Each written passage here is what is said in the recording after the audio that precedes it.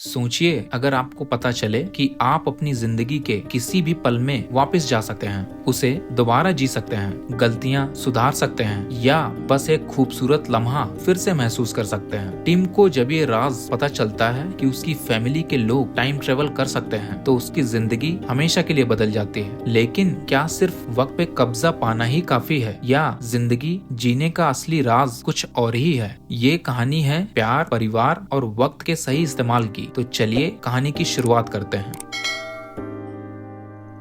कहानी की शुरुआत होती है टिम नाम के एक लड़के से कि फैमिली में उसकी माँ है जो हमेशा काम में बिजी रहती है, कि पापा हैं जो 50 साल की उम्र में ही रिटायर हो चुके हैं और अब अपनी जिंदगी शांति से जीते हैं, अपनी फैमिली और बच्चों के साथ वक्त बिताते हैं। उसके मामा हैं और एक कैथरीन नाम की बहन है जो नेचर से बेपनाह मोहब्बत करती है। कैथरीन टिम को भी बहुत पसंद करती है। पूरी फैमिली एक दूसरे के बहुत करीब है। हर फ्राइडे सब मिलकर मूवी देखते हैं चाहे कुछ भी हो जाए, और हर न्यू ईयर पर धमाकेदार पार्टी भी करते हैं। एक न्यू ईयर की रात भी कुछ ऐसी ही होती है। टिम पार्टी में था जब सब लोग मजे कर रहे होते हैं और टिम भी पूरी तरह एंजॉय कर रहा होता है। उस रात एक लड़की ने टिम को किस करने की कोशिश की, जैसे लोग अक्सर न्यू ईयर पर करते हैं, लेकिन टिम ने मना कर दिया। लड़की का दिल टूट गया और वो रो पड़ी। टिम वहाँ से चला गया। अगली सुबह टिम थका हुआ उठता है। उसके पापा उसे अपने कमरे में बुलाते हैं और कहते हैं कि उन्हें उससे एक जरूरी बात करनी है, एक ऐसी बात जो उसकी जिंदगी हमेशा के लिए बदल देगी। वो कहते हैं कि जब वो 21 साल के हुए थे उनकी जिंदगी भी एक पल में बदल गई थी और टिम अब 21 साल का हो चुका है। ये सुनकर टिम हंसता है, उसे ये सब मजाक लगता है। लेकिन बिना किसी देर के उसके पापा बताते हैं कि उनके परिवार के सभी मर्दों के पास एक खास पावर होती है, वो लोग टाइम में पीछे जा सकते हैं। टिम हैरान रह जाता है। वो पूछता है अगर ये सच है तो मैं टाइम में वापस कैसे जा सकता हूँ? उसके पापा बताते हैं कि इसे करना बहुत आसान है। उसे किसी अंधेरी जगह जैसे अलमारी में जाना होगा, अपने हाथों को जोर से बंद करना होगा और जिस मोमेंट के बारे में सोचेगा वो उसी वक्त वहाँ पहुँच जाएगा। टिम को ये सब एक मजाक ही लगता है तो वो कहता है मैं आपकी बात मान के एक बार ट्राई करता हूँ, अगर कुछ नहीं हुआ तो आपको इस मजाक के लिए माफी मांगनी पड़ेगी। टिम अलमारी में जाता है, वैसे ही सब कुछ करता है जैसे उसके पापा ने बताया था, और जब वो बाहर निकलता है तो फिर से पिछली रात वाली पार्टी में होता है। ये सब देख के वो हैरान हो जाता है। वो वही लड़की देखता है जिसका दिल उसने तोड़ा था, लेकिन इस बार उसे किस कर लेता है। लड़की खुश हो जाती है। टिम इस बार उसका दिल नहीं तोड़ता। फिर टिम वापस अलमारी में जाकर प्रेजेंट टाइम में लौट आता है और अब उसे अपने पापा की बात पर पूरा भरोसा हो जाता है। उसके पापा कहते हैं कि अब टिम के ऊपर एक बड़ी जिम्मेदारी है, इस पावर का इस्तेमाल सिर्फ उन्हीं चीजों के लिए करे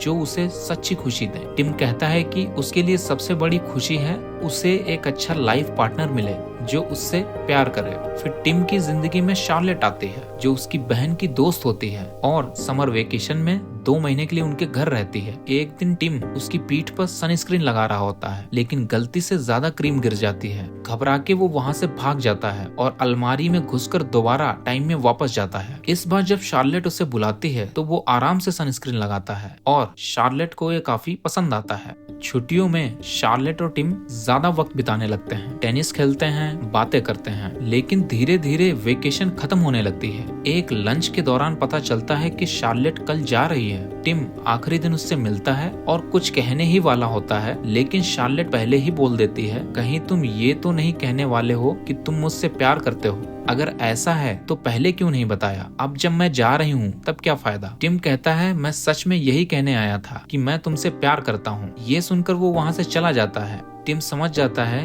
कि उसे काफी पहले अपने प्यार का इजहार करना चाहिए था। वो अलमारी में जाता है, दोबारा टाइम में वापस जाता है और इस बार शार्लेट से पहले ही प्यार का इजहार कर देता है। लेकिन इस बार शार्लेट कुछ और ही कहती है। वो कहती है कि अच्छा होगा अगर वो दोनों पहले साथ वक्त बिताएं और फिर आखिरी दिन डिसाइड करें कि क्या वो उससे प्यार करती है या नहीं। टिम कंफ्यूज हो जाता है। पहले वो कह रही थी कि उससे पहले बताना चाहिए था और अब कह रही है कि पहले वक्त साथ में बिताना चाहिए। टिम थोड़ा निराश होकर वापस चला जाता है। तब उससे समझ आता है कि टाइम ट्रेवल से प्यार नहीं खरीदा जा सकता और वो शार्लेट को जाने देता है। इसके बाद टिम थोड़ा बड़ा हो जाता है और कॉलेज के लिए अपने घर से दूर चला जाता है। वो डिसाइड करता है कि कॉलेज के दिनों में ही अपने जीवन साथी की तलाश करेगा। एक दिन उसकी मुलाकात अपने कजिन से होती है जो उसे एक खास रेस्टोरेंट में ले जाता है। वो दोनों एक ब्लाइंड डेट पे जाते हैं, एक ऐसा कॉन्सेप्ट जहाँ लड़के लड़कियाँ अंधेरे में एक दूसरे से बात करते हैं और अगर बात बन जाए तो रोशनी में मिलते हैं और एक दूसरे को देखते हैं। टिम का कजिन जिस लड़की से मिला था उसे पसंद कर लेता है। टिम भी उस लड़की का इंतजार कर रहा होता है जिससे उसने बात की थी। जब वो लड़की, जिसका नाम मैरी होता है, रोशनी में आती है, टिम उसे देखकर खुशी से झूम उठता है क्योंकि वो बहुत खूबसूरत होती है। टिम उसका नंबर लेता है और कहता है कि वो उसे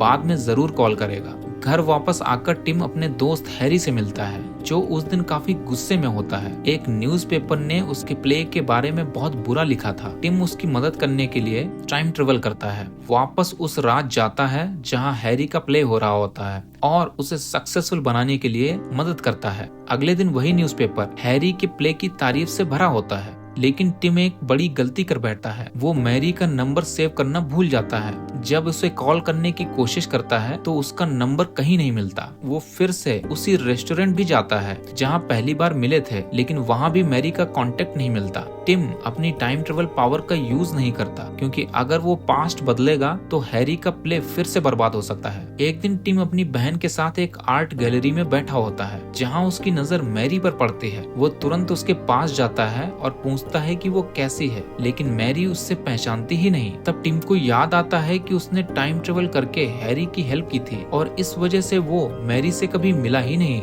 इसलिए वो मैरी की नजरों में अनजान है। टिम मैरी और उसकी फ्रेंड से रिक्वेस्ट करता है कि वो सिर्फ उनके साथ थोड़ा वक्त बिताना चाहता है ताकि उन्हें जान सके। मैरी की फ्रेंड कहती है कि टिम काफी सीधा साधा लगता है, इसलिए मैरी उसे एक मौका दे देती है। लेकिन इस बार सब कुछ अलग होता है। मैरी ऑलरेडी किसी और के साथ रिलेशनशिप में होती है। टिम उससे पूछता है कि वो अपने करंट बॉयफ्रेंड से कहाँ मिली थी। जैसे ही उसे जगह और वक्त का पता चलता है, टिम तुरंत अंधेरी अलमारी में जाकर उसी मोमेंट में टाइम ट्रेवल करता है। वो पार्टी में पहुंचता है और मैरी को ढूंढ लेता है और इससे पहले कि मैरी अपने होने वाले बॉयफ्रेंड से मिल पाए, टिम उससे बात करता है और पार्टी से बाहर ले जाता है। इस तरह मैरी उस लड़के से कभी भी नहीं मिलती। यहाँ से टिम और मैरी की लव स्टोरी एक नए मोड़ पर शुरू होती है। वो दोनों एक दूसरे को फिर से पसंद करते हैं। डिनर के बाद मैरी उसे अपने घर बुलाती है। दोनों काफी रोमांटिक हो जाते हैं और टिम उसके साथ एक हसीन रात बिताता है। अगली सुबह से दोनों और करीब आ जाते हैं और उनके दिन एक के बाद एक खुशी से गुजरने लगते हैं। फिर एक दिन शहर में अचानक टिम की मुलाकात शार्लेट से हो जाती है। वो टिम को डिनर के लिए इनवाइट करती है और वो बताती है कि उस वक्त टिम के प्यार के इजहार को मना करके गलती की थी। फिर वो टिम से पूछती है क्या वो उसे घर ड्रॉप कर सकता है। घर पहुंचने पर वो उसे अंदर आने के लिए कहती है, लेकिन टिम मना कर देता है। वो समझ चुका होता है कि उसका सच्चा प्यार मैरी है। टिम तुरंत भागते हुए मैरी के पास जाता है और सीधा उसे शादी का प्रपोजल दे देता है, लेकिन मैरी को उसका ये तरीका पसंद नहीं आता क्योंकि वो तब सो रही होती है। तब टिम दोबारा टाइम ट्रेवल करता है। इस बार जब वो लौटता है तो प्यार से मैरी को उठाता है, फिर प्रपोज करता है। इस बार मैरी नाराज नहीं होती बल्कि खुशी से हाँ कर देती है। इसके बाद टिम मैरी को अपने घर ले जाता है जहाँ उसकी फैमिली उससे मिलकर बहुत खुश होती है। डिनर के वक्त टिम सबको बताता है कि वो और मैरी शादी करने वाले हैं। सभी ये खबर सुनकर जश्न मनाते हैं और फिर आता है टिम की शादी का दिन। मैरी ने एक खूबसूरत रेड ड्रेस पहनी होती है। दोनों की शादी हो जाती है और उस दिन सिर्फ टिम और मैरी ही नहीं, पूरा परिवार भी खुशी से झूम उठता है। कुछ दिनों बाद टिम और मैरी के घर एक प्यारी सी बच्ची आती है। दोनों बहुत खुश होते हैं और उनकी पूरी फैमिली भी इस खुशी में शामिल होती है। दिन तेजी से बीतने लगते हैं और टिम की जिंदगी काफी बिजी हो जाती है। वो अपनी लाइफ से काफी खुश होता है, इतना कि अब वो टाइम ट्रेवल करना बंद कर देता है। एक दिन अचानक उसके दरवाजे पर टिम की बहन का बॉयफ्रेंड आता है। वो उसकी बहन के बारे में पूछता है। टिम कहता है कि वो घर पर नहीं है। तब उसका बॉयफ्रेंड कहता है कि उनका थोड़ा झगड़ा हुआ था और अगर वो यहाँ नहीं आई तो कहाँ गई। तभी पता चलता है कि टिम की बहन का एक्सीडेंट हो गया है और वो हॉस्पिटल में है। ये सुनकर टिम काफी गुस्से में आ जाता है। वो उसके बॉयफ्रेंड से पूछता है कि किस वक्त वो उसके घर से निकली थी। सारी डिटेल्स लेने के बाद टिम वही टाइम और जगह चूज करके पास्ट में ट्रेवल करता है और अपनी बहन को एक्सीडेंट से बचा लेता है। बाद में टिम मैरी से बात करता है अपनी बहन के बारे में। वो कहता है कि उसे उसकी बहुत चिंता होती है। उसका बॉयफ्रेंड एक बेकार इंसान है जिसके साथ रहकर वो हमेशा तनाव में रहती है और शराब पीती रहती है। इसी वजह से उसका एक्सीडेंट भी हुआ था। टिम सोचता है कि क्या वो अपने बहन की जिंदगी भी टाइम ट्रेवल के जरिए सुधार सकता है। वो अपनी बहन किटकैट से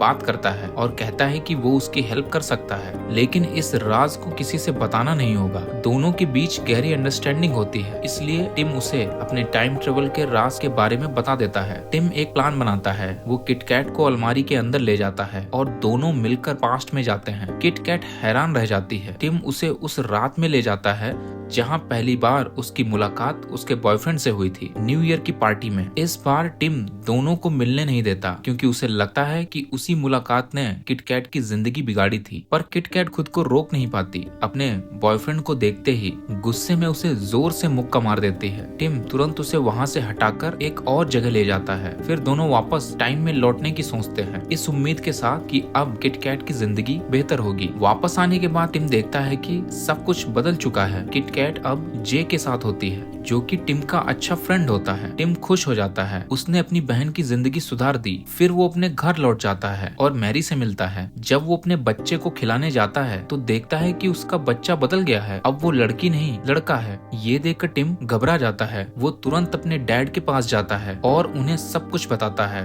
डैड उसे समझाते हैं कि ये टाइम ट्रेवल का साइड इफेक्ट है और किसी भी बच्चे के पैदा होने के बाद कभी पास्ट में ट्रेवल नहीं करना चाहिए, वरना सब कुछ बदल सकता है, जैसा कि टिम के बच्चे के साथ हुआ है। टिम समझ जाता है कि वो एक साथ अपनी बहन और अपने बच्चे दोनों को नहीं बचा सकता, इसलिए वो फिर से उस वक्त में जाता है जब किटकैट का एक्सीडेंट हुआ था। लेकिन इस बार टिम कुछ नहीं बदलता, सिर्फ उससे हॉस्पिटल में मिलता है और उससे एक वादा करने को कहता है कि वो अपनी जिंदगी बर्बाद नहीं करेगी। किटकैट मान जाती है और कहती है कि वो अपने बॉयफ्रेंड को छोड़ देगी। टिम उसे सलाह देता है कि वो जे को एक चांस दे, क्योंकि टिम ने एक ऐसा फ्यूचर देखा है जहां दोनों साथ में खुश थे।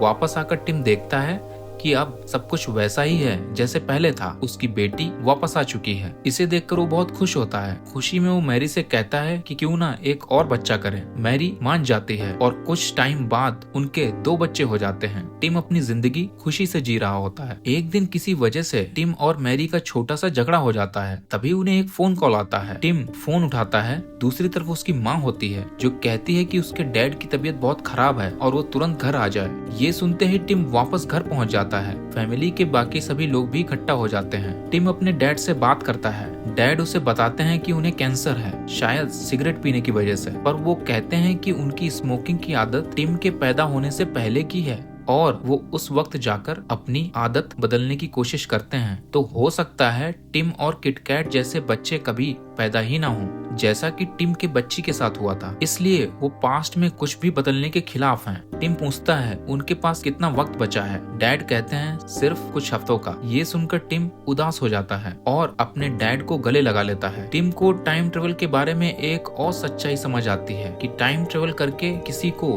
मरने से नहीं बचाया जा सकता। इसके बाद टिम के डैड उसे अपनी जिंदगी का तजुर्बा बताते हैं। वो कहते हैं कि कैसे उन्होंने टाइम ट्रेवल का यूज करके अपनी जिंदगी खुशी से बिताई और टिम को भी वही करने की सलाह देते हैं। वो कहते हैं कि जिंदगी को एक एक दिन करके जीना चाहिए। पहले एक बार दिन को वैसे ही जियो जैसे आम लोग जीते हैं, चिंता, दौड़ भाग और थोड़ा टेंशन के साथ। फिर उसी दिन को दोबारा जियो, लेकिन बिना किसी टेंशन के, हर पल का मजा लेते हुए। तब तुम्हें समझ आएगा कि दुनिया असल में कितनी खूबसूरत है। टिम इस बात को फॉलो करता है। ऑफिस में वो एक आम आदमी की तरह अपना दिन गुजारता है। छोटी छोटी गलतियां करता है, लेकिन उन्हें टाइम ट्रेवल करके सुधारता नहीं। जल्दी में कॉफी खरीदता है, टेंशन में कोर्ट में केस लड़ता है और जीत भी जाता है। ट्रेन से थका हुआ घर लौट आता है, थक कर रात में सोने जाता है, लेकिन सोने से पहले वो अंधेरे बाथरूम में जाता है, टाइम ट्रेवल करता है और वही दिन दोबारा जीता है, लेकिन इस बार बड़ी खुशी के साथ। ऑफिस में लोगों से मजाक करता है, आराम से कॉफी लेता है और शॉपकीपर से बातें करता है। कोर्ट में केस जीतने के बाद सेलिब्रेट करता है, सबको थैंक यू कहता है। ट्रेन में मुस्कुराते हुए घर लौट आता है और रात में चैन की नींद सोता है। लेकिन कुछ दिन ऐसे भी होते हैं जिन्हें टिम दोबारा जीना नहीं चाहता, जैसे वो दिन जब उसके डैड गुजर जाते हैं। पूरी फैमिली इकट्ठा होती है, सभी रो रहे होते हैं, टिम भी दिल से टूटा हुआ होता है। तभी टिम थोड़ा सा पास्ट में जाता है, एक ऐसे वक्त में जब उसके डैड अभी भी जिंदा होते हैं। वो उनसे बैठकर आराम से बातें करता है, उन्हें अलविदा कहता है, फिर वापस अपने परिवार के साथ लौट आता है, मैरी और बच्चों के साथ, और डैड का अंतिम संस्कार करता है। डैड चले गए, लेकिन अब टिम के पास उसका खुद का प्यारा सा परिवार है जिसमें वो सुकून महसूस करता है। एक दिन मैरी टिम से कहती है कि वो एक तीसरा बच्चा भी चाहती है। टिम थोड़ा चिंता में आ जाता है क्योंकि वो जानता है कि अगर एक और बच्चा हुआ तो वो पास्ट में जाकर अपने डैड से मिल नहीं पाएगा, क्योंकि किसी भी बच्चे के पैदा होने के बाद उसके पहले के वक्त में जाना सही नहीं है। मैरी प्रेग्नेंट हो जाती है। टिम को पता चल जाता है कि बच्चा कुछ ही दिनों में होने वाला है। उसे एहसास होता है कि ये उसका आखिरी चांस है अपने डैड से मिलने का। रात को बाथरूम के अंधेरे में जाता है, टाइम ट्रेवल करता है और अपने डैड के पास पहुंच जाता है। दोनों टेबल टेनिस खेलते हैं। टिम जानबूझकर उन्हें जीतने देता है। डैड टिम के चेहरे को देखकर समझ जाते हैं कि शायद वो आखिरी बार मिलने आया है। टिम अपने डैड से कहता है, आपकी कोई आखिरी इच्छा है? डैड कहते हैं हाँ। वो टिम के साथ उसका बचपन एक बार फिर से जीना चाहते हैं। वो जानते हैं कि ये थोड़ा रिस्की है, लेकिन अगर संभाल कर किया जाए तो कोई दिक्कत नहीं होगी। दोनों एक साथ अलमारी में जाते हैं और टिम के बचपन में टाइम ट्रेवल करते हैं, जब टिम छोटा होता है और डैड जवान। समंदर के किनारे दोनों मिलकर वही पल जीते हैं जिसे टिम ने अपने बचपन में महसूस किया था। वो एक साथ बैठते हैं, हंसी मजाक करते हैं और ढेर सारा वक्त साथ में बिताते हैं। अब टिम प्रेजेंट में लौट आता है। उसके डैड गुजर चुके हैं, लेकिन वो अपनी फैमिली के साथ खुश है। उसकी बहन भी अब जेक के साथ एक अच्छी जिंदगी जी रही है। माँ और अंकल भी खुश हैं। टिम अब टाइम ट्रेवल नहीं करता है क्योंकि उसे उसकी जरूरत महसूस नहीं होती। उसने जिंदगी का असली मतलब समझ लिया है कि जिंदगी का मजा सिर्फ प्रेजेंट में जीने में है। इसलिए वो टाइम ट्रेवल बंद कर देता है और अपने हर दिन को ऐसे जीता है जैसे वही उसका आखिरी दिन हो। अब वो भी सभी की तरह सिर्फ टाइम के साथ आगे बढ़ रहा है, खुशी खुशी, मैरी और अपने बच्चों के साथ।